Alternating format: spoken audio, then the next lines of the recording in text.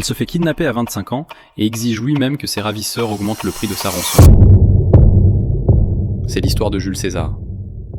Nous sommes en l'an 75 avant Jésus-Christ. César n'est encore qu'un jeune noble romain.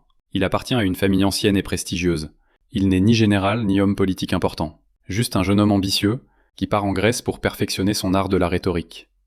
Sur le chemin, alors qu'il traverse la mer Égée, son navire est attaqué par des pirates ciliciens, et César tombe entre leurs mains.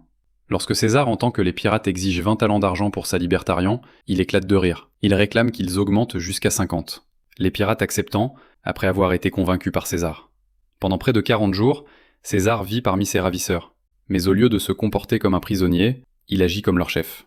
Il écrit des poèmes, compose des discours, et les force à l'écouter les réciter. Il exige qu'ils se taisent quand il dort. Et quand il joue aux jeux de société, il les traite d'imbéciles s'ils ne savent pas jouer correctement. Chaque jour, il leur répète avec aplomb « Quand je serai libre, je reviendrai, et je vous ferai crucifier ». Les pirates rient aux éclats, pensant qu'il plaisante. Quelques semaines plus tard, César est libéré. Mais au lieu de repartir vers Rome, il lève immédiatement une petite flotte. Avec l'aide de ses alliés, il retrouve les pirates, les capture et les fait crucifier.